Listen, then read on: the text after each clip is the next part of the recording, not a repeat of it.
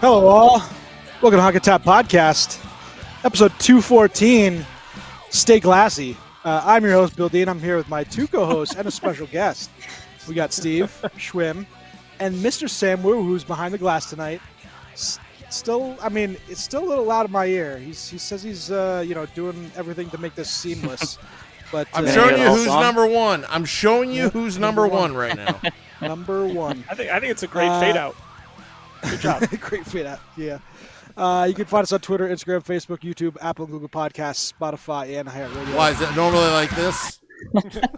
It usually goes a little more just to dead.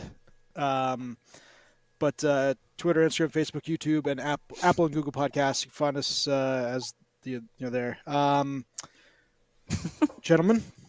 Leave us a 5-star review if you're ever so kind. Okay. Leave us a 5-star review if you'd be ever so kind. I have my son over here is telling me he has to go. What pee-pee. the hell are you doing, Dean? Come here. This kid is just telling me from the other room that he has to go pee-pee. So lovely. Hi, Eric. Yeah. Say hi. If Eric. he wants to go on live air, Yeah, you can go. You can go. Just have a pee in a bottle in live air. we can't Quickly, be doing that. I'll go. Here's what we're drinking. I'm drinking Fizzing Whizzy Bowls by Bolero Snort. It is a sherbet pop candy sour. I will try that in 2 minutes. I have to go and bring this kid to the bathroom real fast. It is a great start to this podcast. So you guys take it for 2 seconds. I will be right back. All right. Schwim? You want me to go? I have two drinks. Sure. Do you want to go and then I'll do my two? Sure. What the hell? I'm still drinking gin. This time I went and I got Dogfish Compelling Gin. This is normally better in like a cocktail, but I'm going to drink it straight tonight. How does that sound? Compelling Gin. Now, I guess they distill it with juniper berries, orange peel, lemon and lime peel, cinnamon, green cardamom, coriander seed, kaffir lime leaves. This is like so intensely botanical, but I'm gonna drink it. Straight out of the bottle or in a glass? I'll use some ice maybe. All right. All right, so I have two things here. I have what I'm drinking, which I went up to the old mill today, got myself some cider.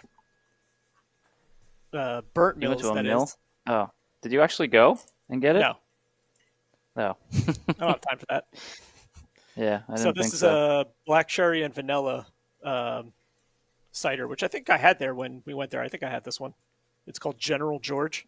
And then my other beverage that I'm not drinking, but so Este and I had a bet over the weekend about the Tampa-Florida game, and I profoundly thought Tampa was going to suck because they're missing 7 regular players. And Steven's like, I hope they win. And I'm like, all right, I'll bet you a drink that they do of my choosing. And so I lost the bet because Tampa somehow beat Florida.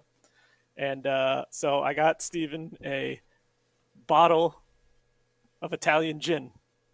Oh, okay. That's Italian? Yep. Ooh, there it is. I am excited to try. Italy. Thanks, Shrimp. Italy. Lemon. So this is I a beverage one / birthday gift for your upcoming birthday. Thank you, Schwim. I will. Oh yeah, I forgot that's coming up. I will begrudgingly drink your Italian gin. Yep, you'll finally have some Italian in you. And that ain't the truth. I took Dean off. I noticed. So he can't come back at all. That's awesome. I muted him too. So he can watch this podcast. I'm drinking. He needs a night off. Crew Brew. Oh, look at that. Crew Brew, where we make winning memories together, one crew at a time. Did they release more this season?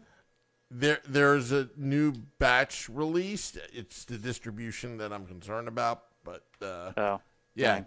just give me a couple weeks to figure this thing out. It is so stupid.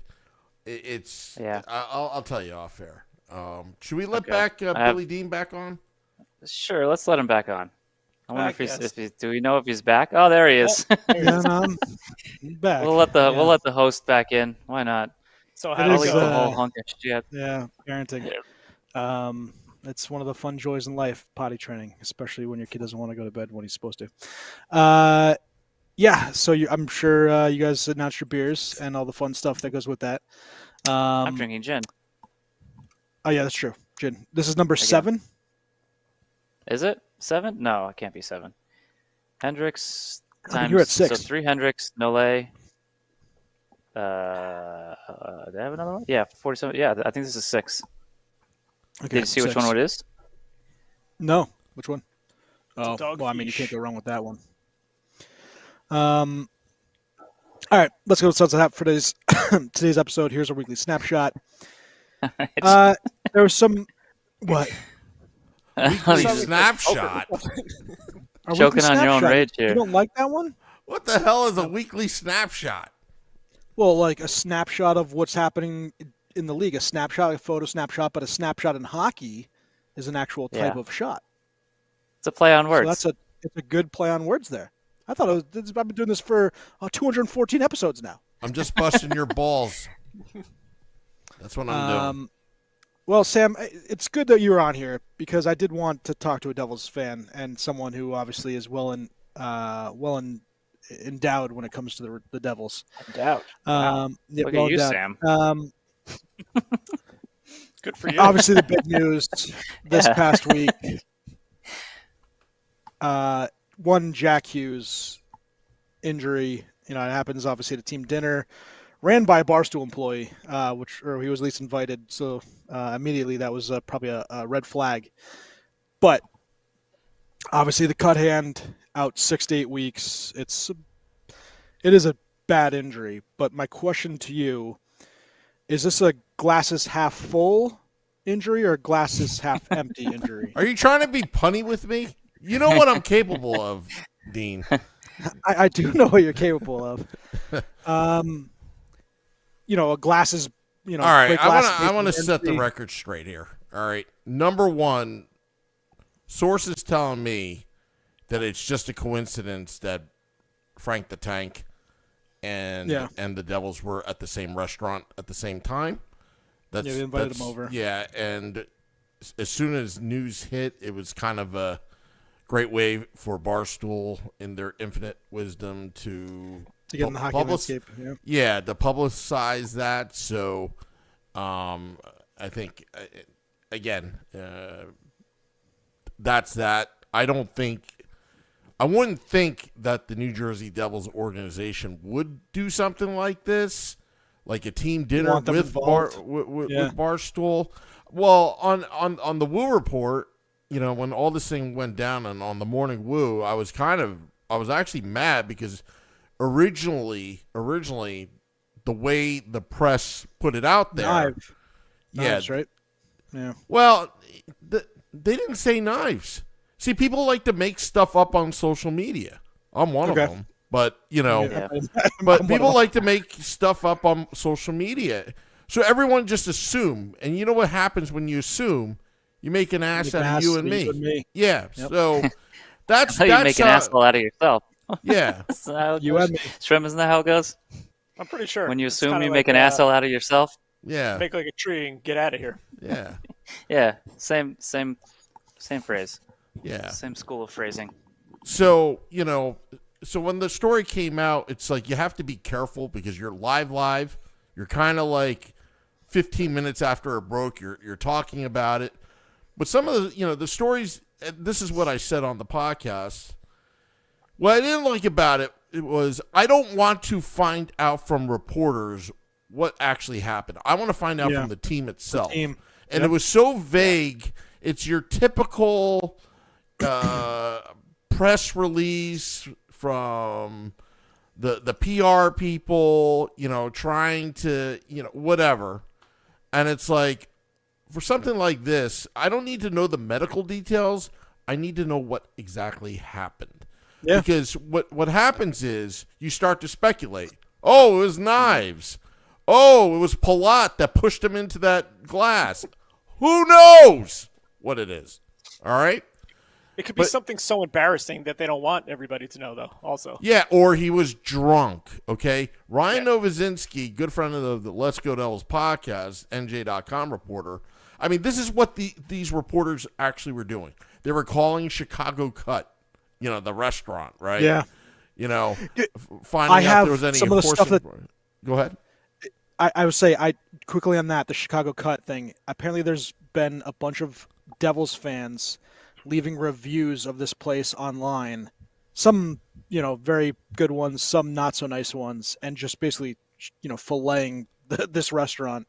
I saw that, and I do not condone that. I was telling. No, I was telling. Cool. I said this on the Woo Report.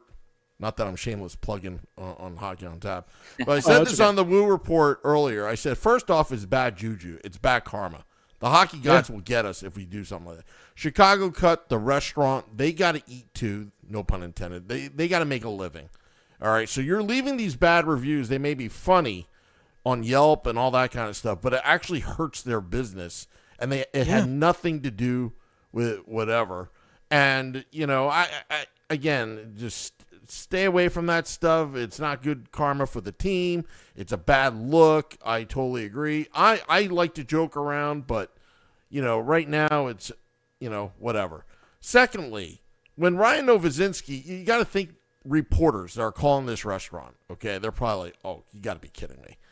Was there horsing around, whatever? From a legal perspective, what the hell do you think they're going to tell you? Oh yeah, Jack Hughes was had 8 beers in, and he just flew off the table like a wrestler and broke through the glass. They're not going to say anything anyway. Yep. So they said nope, there was nothing. No. They're not going to give a report to lose their business. They're not going to do that. So whatever happens in the room stays in the room. They probably also don't want to tell you the exact details to make Jack look bad, right? Like that's probably.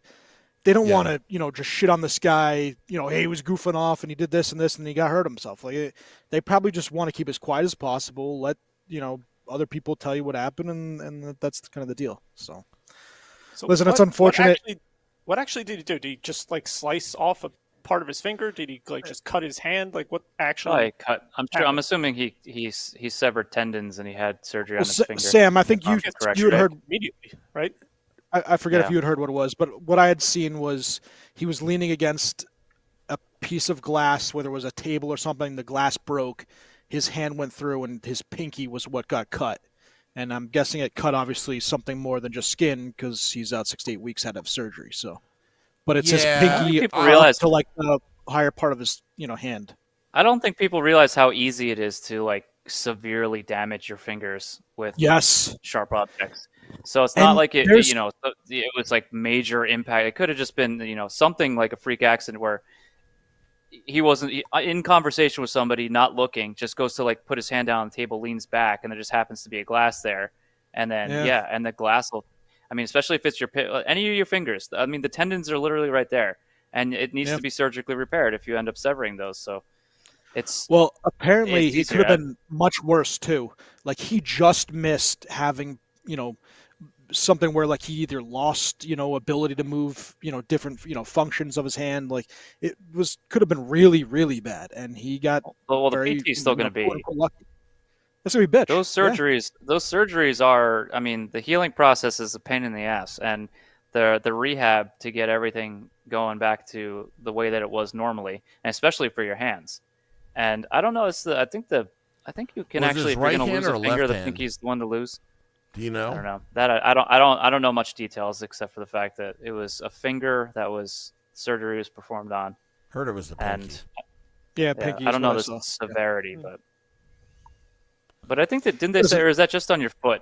If you can lose a toe, it's the pinky toe, but if you can lose a finger, no, is it the pinky? I thought it was the opposite because the pinky toe actually helps you to walk. If you lose your pinky toe, the pinky toe. I think that's what they're saying, that the pinky toe is the easiest one to lose.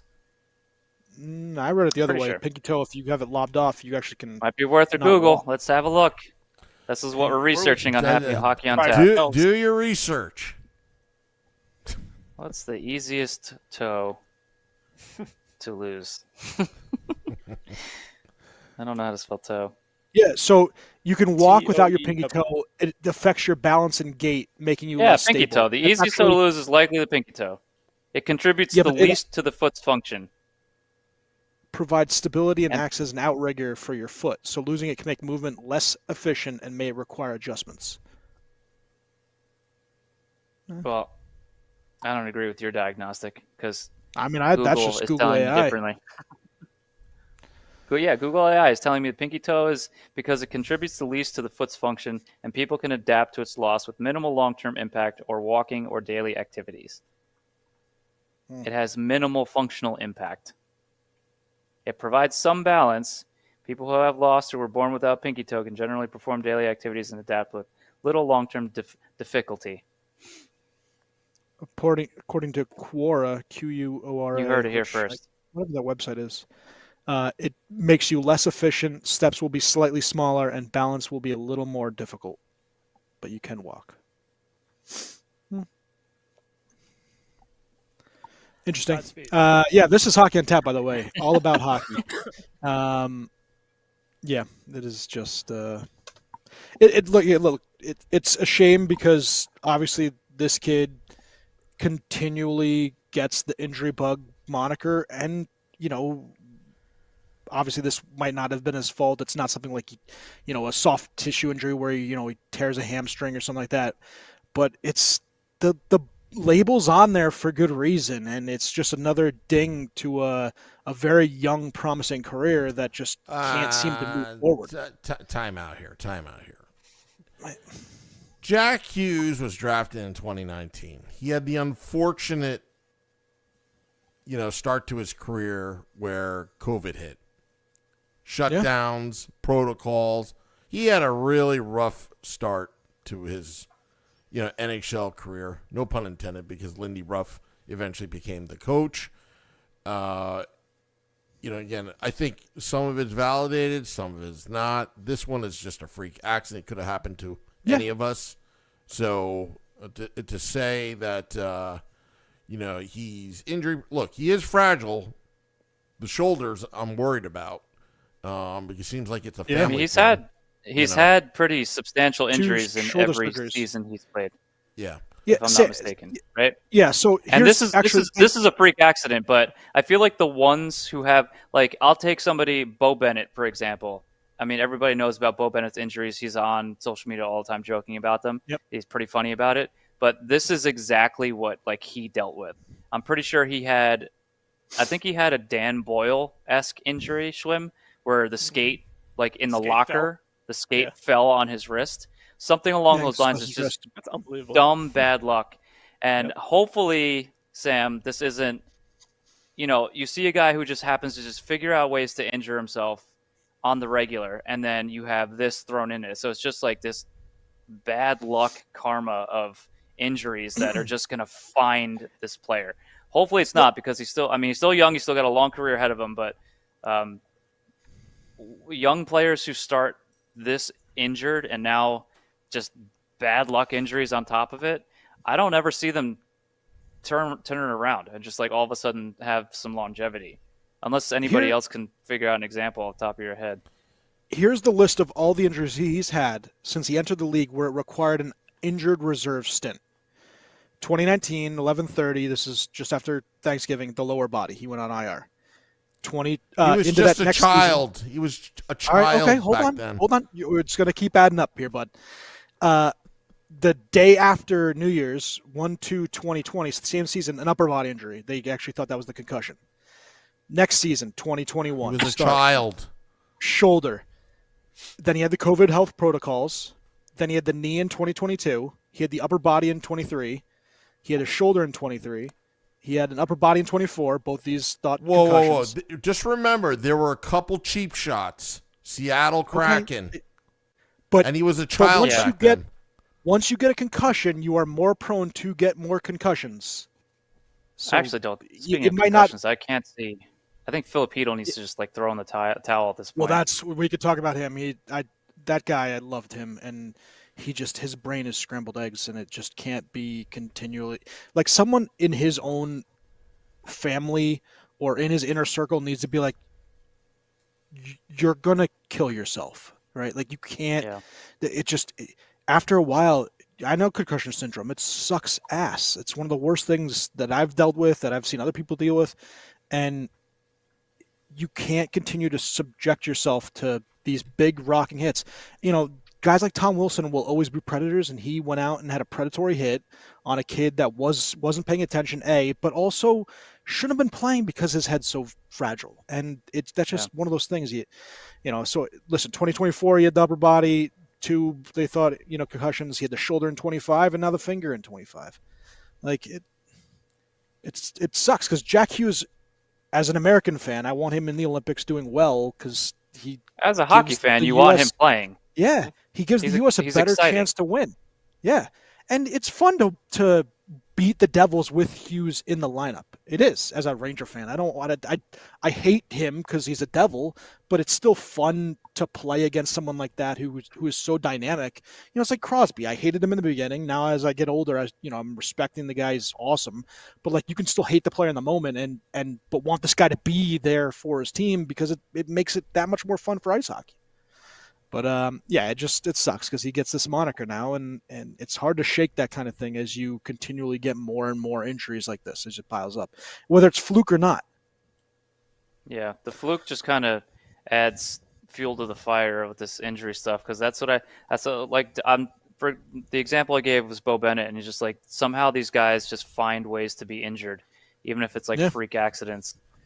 But hopefully like non-hockey related injuries now that keep happening. Yeah, well, hopefully he comes back, and there's nothing else for the rest of the season. I can't say that with confidence, but hopefully. I don't know. And they're obviously gonna put him on Team USA. They can add him onto the roster. That's not a problem. He can go in late, or he can do whatever he wants, right? But he will make Team USA. I don't think any Devils fan has to worry about that. Any USA fan, he'll make that team, and if he can play, they'll get him in there. If he can't play, then he won't. I mean, that's just gonna be how it is. All right, so there's other pretty good spot. Yeah, Brock Nelson. Christ, he's doing pretty well too, which is crazy. Speaking of, before we had talked about some money, but Adrian Kempe signs an 8-year, $85 million contract with the Kings. Obviously, 10.6 whatever is a pretty hefty amount. I'm not sure he's totally worth that, but listen, he got paid, and we want players to get paid. But if you look now at the free agents remaining in 2026, this might be the worst free agent season we've ever experienced. And we've had some bad ones where you hope all this stuff happens and nothing happens. But here's the notable list. Artemi Panarin's the best player. Ovechkin, he's not, leaving. Carlson is not leaving. John Carlson, that is. Anders Lee, Evgeny Malkin, also not leaving probably. Alex Tuck, Sergei Bobrovsky, probably not leaving. Patrick Laine, Jacob Trouba, Ryan McDonough, Nick Schmaltz, and Rasmus Anderson are the top 10. I think top Schmaltz 12, is going to stay. Probably he'll probably probably be re-signed. Yeah, but how bad? Unless somebody backs up a dump truck full of money to his well, home, I think he would. I think he would re-sign. I don't even think he's going to make it to free agency. I think he's going to re-sign. Yeah. Yeah. I mean, he started out hot. If he continued like his hot streak, I think he'd have like throughout the whole season. Oh, I mean, he'd have a huge payday. Yeah. He'd have a huge. But he's still, so many teams. He's still a pretty. For him, but he's still a pretty important player to that roster. So. Yeah, and I mean, he wasn't. We all knew he wasn't going to keep that up. Yeah, but there's no way. He's still. He's still an impact player, and he's still a very important player to that team. And I think he does well with that young roster. So I mean, even if it's like a shorter term, they're not going to sign him to like an 8-year contract or anything. But I can see them sign him to like a shorter term contract. I can see him wanting to stay too. He's been there for quite some time now, and had success. Yeah, he has. He's been really good. It's like the biggest names. The biggest name is going to be Patrick Laine, and it's just somebody's going to grossly overpay him. What's the restricted free agent market like? Maybe they're going to I'm still waiting for these. Still waiting for these offer sheets, but it depends.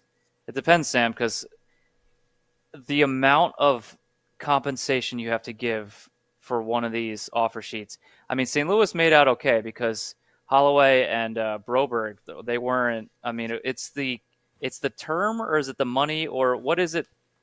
How do they base the compensation off of? It's based off of money. Yeah, so it's dollar value. The size of the contract basically is the compensation. So but you're looking at here are your some of these guys that are restricted free agents that could get, just for example, a $10 million contract. You're handing away, was it 3 first-round picks or 4? I think 10 RFA. It's ridiculous. And it's What stupid if you that's don't have what any it picks is. until 2030? Is it 2030, 2031, 2032? No, you have to give up this year's pick. All right, so anything You don't have over it. 11 points, anything over 11.7 is 4 firsts. In between 9.3 million to 11.7 is 2 firsts, a second, and a third. 7 to 9.5 is 1 first, 1 second, 1 third. Okay. If you give a player in same between year. if you give a player in between 4.5 million and 7 million, you owe them a first and a third. That's a lot. That's still a lot, yeah. Christ. All right, so here's your free agents, and I could see one player making that 10 million mark, and that's Jason Robertson. He's the top RFA. Trevor Zegras is up there. Philip Broberg, Connor He's Bedard. playing his way for a pretty good contract, Zegras. Yeah. Connor Bedard is a RFA.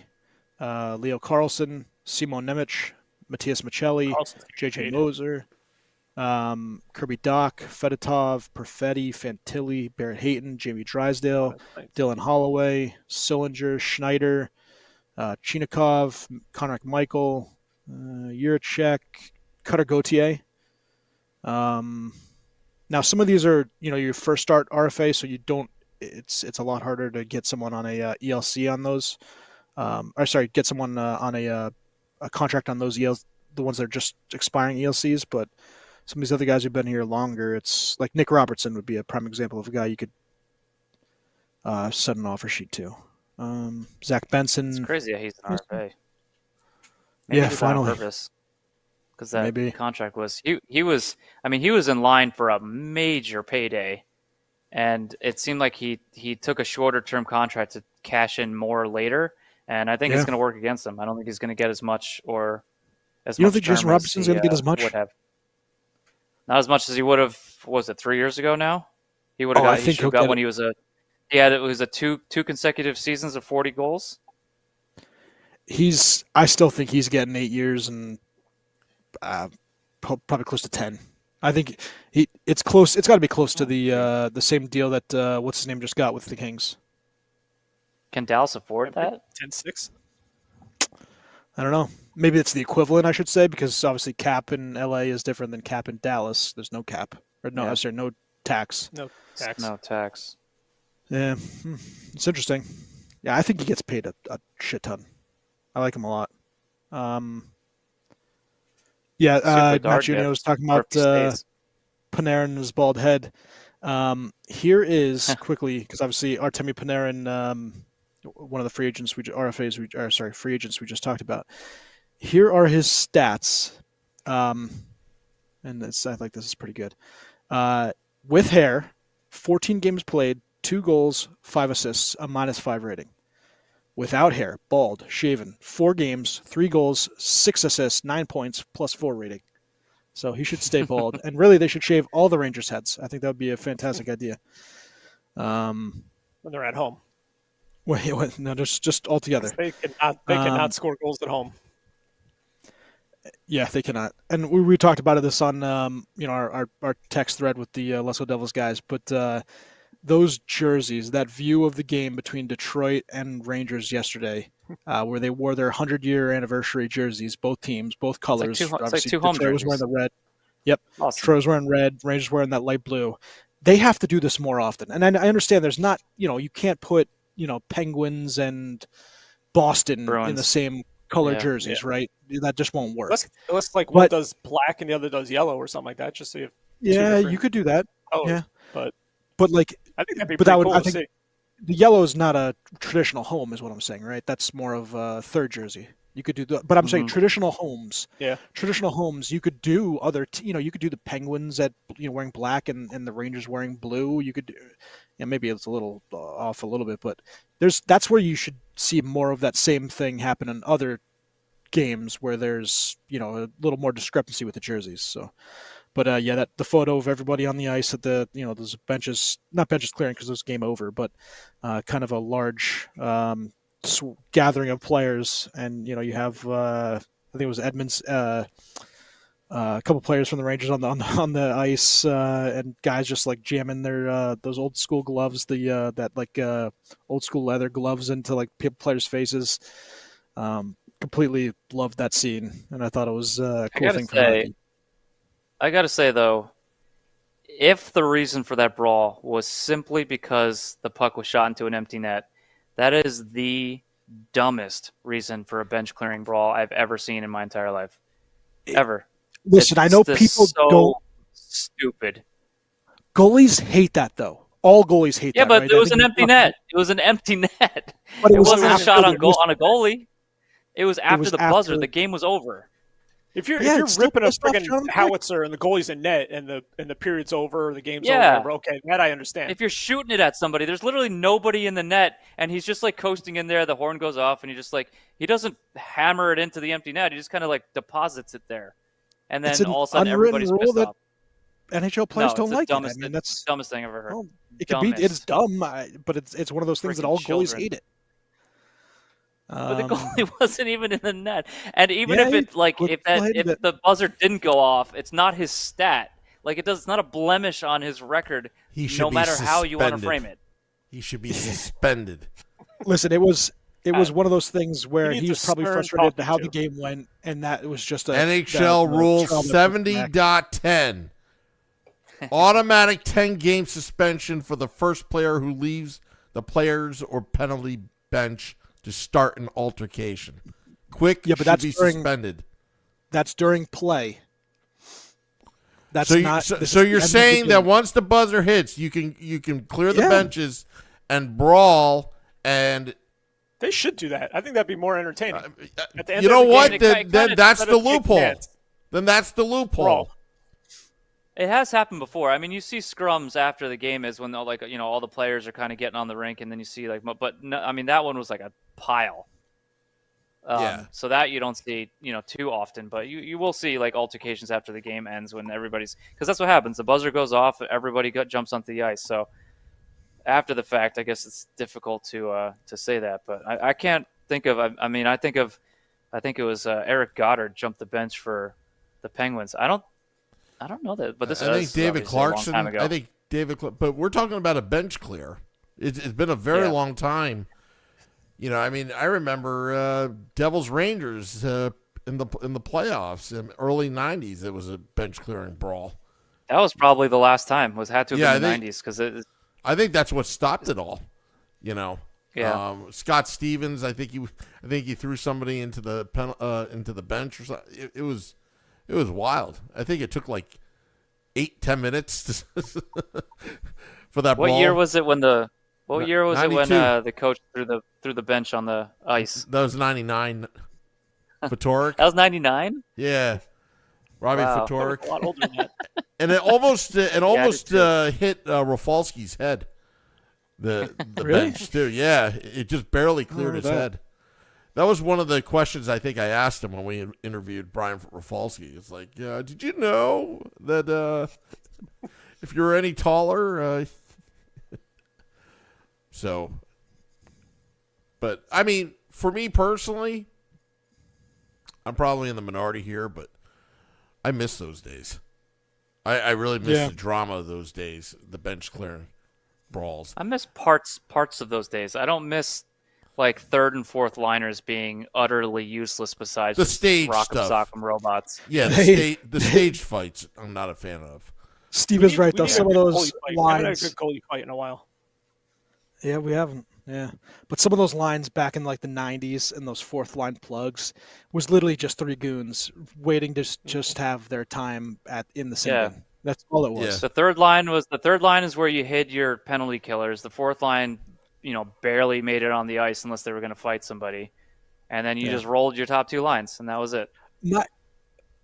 The Rangers had some really bad goons. I'm not saying, but I can remember that the Devils, specifically Turner Stevenson, might have been the worst hockey player I had ever seen in my life, and all he did was throw knucks. And it was, those players that were just on those fourth lines during that period was so much fun. That was hockey back in the good old days. But All right, so let's get to a couple of things. We've been chatting a little bit about some BS, which is we're always good for this. Do we want to talk about feet again? Yeah, we can talk about feet. More toes. We'll probably get more more followers. Oh, Kirby, a couple injuries because we were talking about that before, but Kirby Doc out 4 to 6 weeks. But then did you see the injury to not Kerfoot, also on the Habs? Oh man, Newhook. Did you see? No, Newhook. Did you see his injury?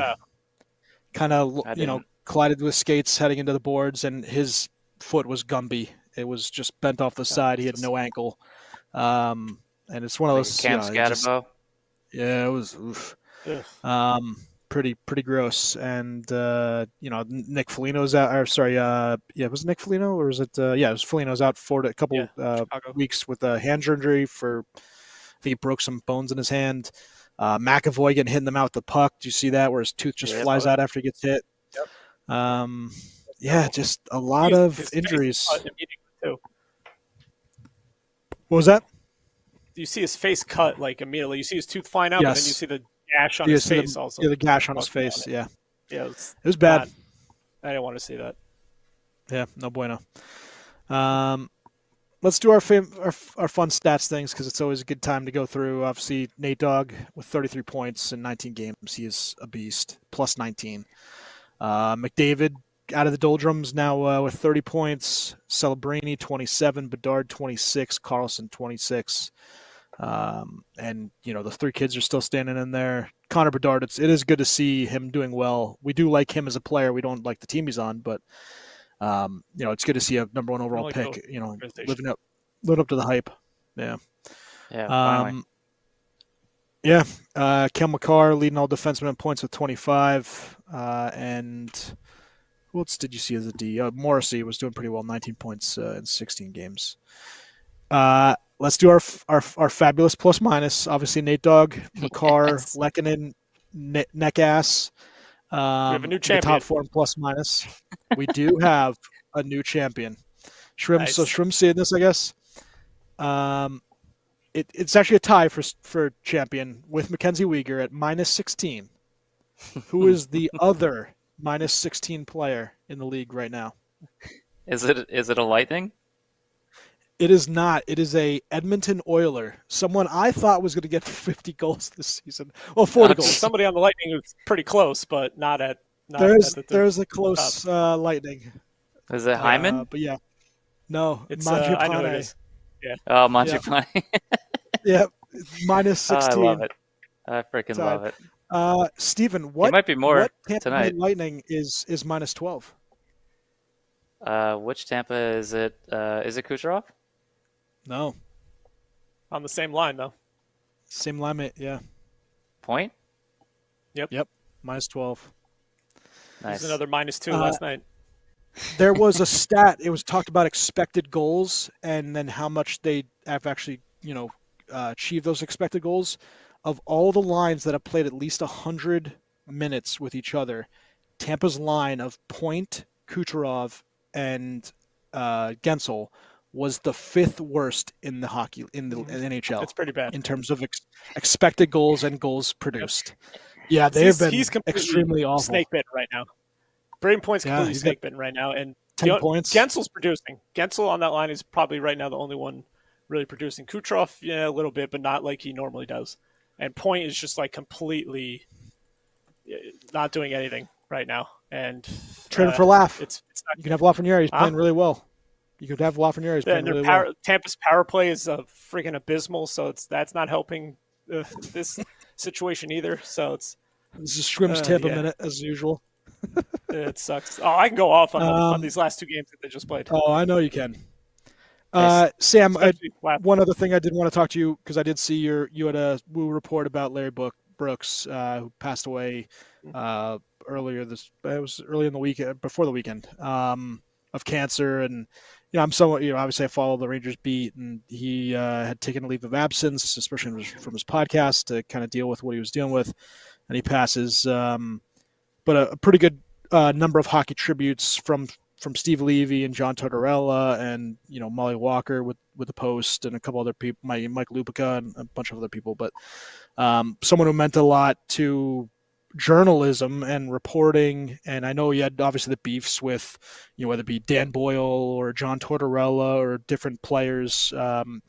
He was one of those guys that always was there the next day, ready to ask more questions and stand by what he wrote and what he said. And I think players kind of respected that for the most part.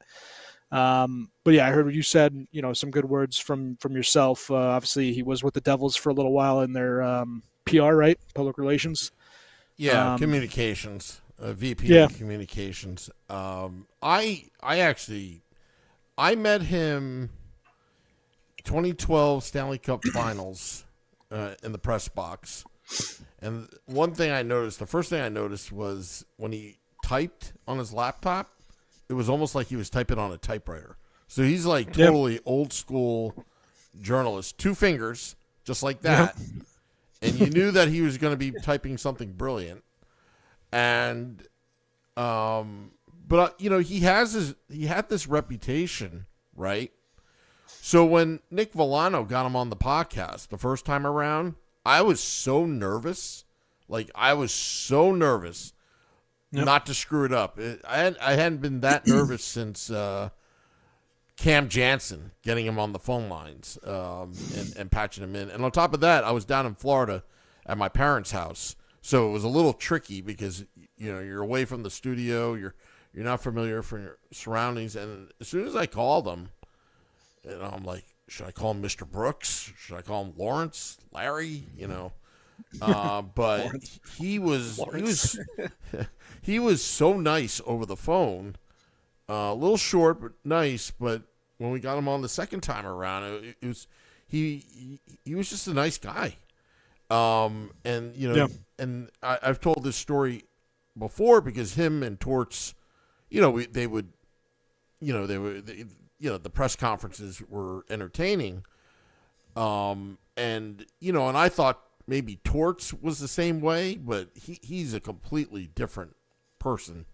Like almost like that persona that he has as as this hockey coach, but the Tortorella as the man is a totally different guy. And when it didn't surprise me when Steve Levy and Tortorella talked about Larry Brooks, what Tortorella said, it didn't surprise me that he had nothing but kind words, and he put things into perspective. Yeah. They didn't agree on a lot, but, and I love every time they would speak, it'd be like Tortorella's the kind of guy, he's like in the moment. And anytime they would speak, it'd be like he'd be, in that moment of whatever just happened or whatever just transpired. But like when he's like in the intermission of a game or something and talking to Steve Levy or whatever, I actually really like him as an analyst. Being able to, the way he can express everything. I think he does actually a really good job. So, yeah. So I just wanted to throw that in there. Tortorella is the real deal. Like he's good. He's very transparent. He's very matter of fact. And I think it's refreshing. But, with Larry Brooks, again, I'm going to obviously miss a lot of the slap shots in the New York Post. I always look forward to that. Slap shot, yep. And, he told us a Lou Lamoriello story because he had so many of them. Yeah, I was going to say, he's got to have so many stories. Yeah, he told us on air that one day Lou Lamoriello went to his desk and he just puts down a $1. So what's this for? To shave. To shave. I like it. Yeah, but that's pretty good. And then another good read was Larry Brooks, how he handled that have another donut incident. Yeah, with Koharski what was the referee? Koharski, and Jim Schoenfeld. Schoenfeld. Yeah, just how he handled that. I mean, there were judges involved. There were actually restraining orders and judges, and then replacement referees. I think they're still around. Those 3 referees that ref that game. I got to get them on the podcast. They must be really up there in age. Yeah, it obviously,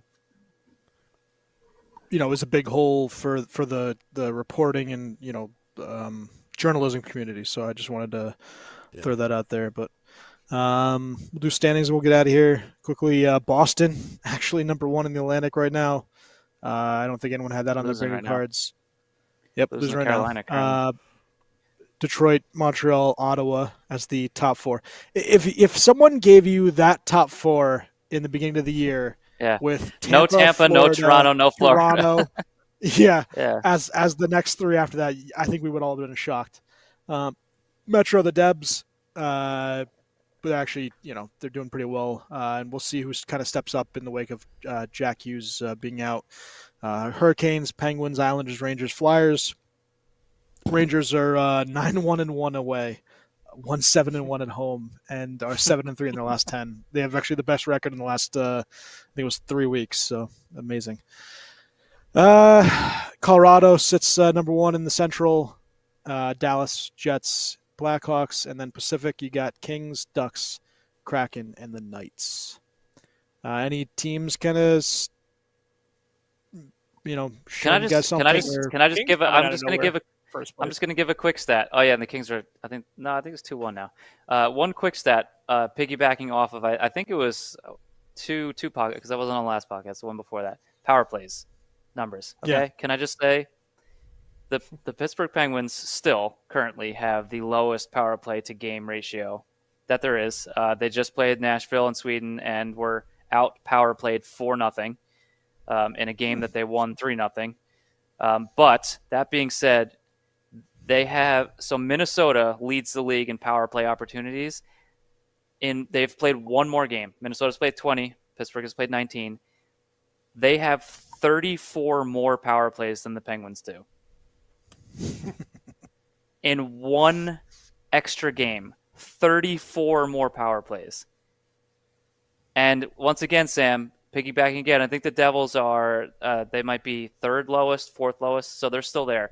Columbus had 43 power play opportunities. Pittsburgh had 44, but Columbus played one fewer game, which they're playing now. I don't know if they've had a power play here. But once again, the Metro, I think all the Metro teams are in the bottom 8, maybe 10 in the league for power plays in favor. And I honestly, I can't figure out why. The Pittsburgh thing, maybe it's a rookie coach and the refs just aren't giving them any favors. But I don't know how it's the entire division. Just doesn't draw penalties, apparently. Columbus has 1 power play tonight so far. All right, so they're currently tied with Pittsburgh. Pretty impressive.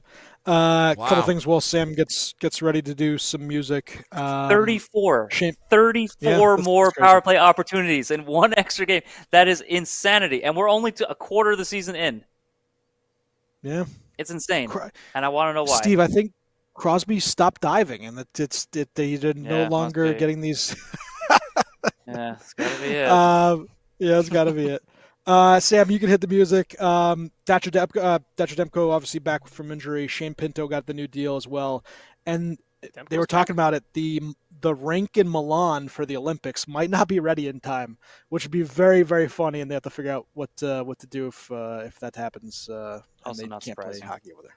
Yeah, it's Milan. These Olympics are always a crapshoot. Fizzing Whiz Bowls, solid 3.75. Very good. My gin's a solid 4. It is very, very botanical, like I said before. Very strong. Gin. Oh, boy. And Dogfish is fantastic. My Old Mill cider. Oh, you got General George? Yeah, that one's good. It's pretty good. I like that one. And Crew Brew. Yeah. 5. Yeah. Sam gets a 5 all the time for this. Those are so good. No, it's so 10. Cool. 10. Oh, 10 he's doubling the scale. 10 out of 5. 10 out of 5. 10 out of 5. Shrim, take her home. In the words of Mr. Elijah Price, they call me Mr. Glass. Yeah, that's my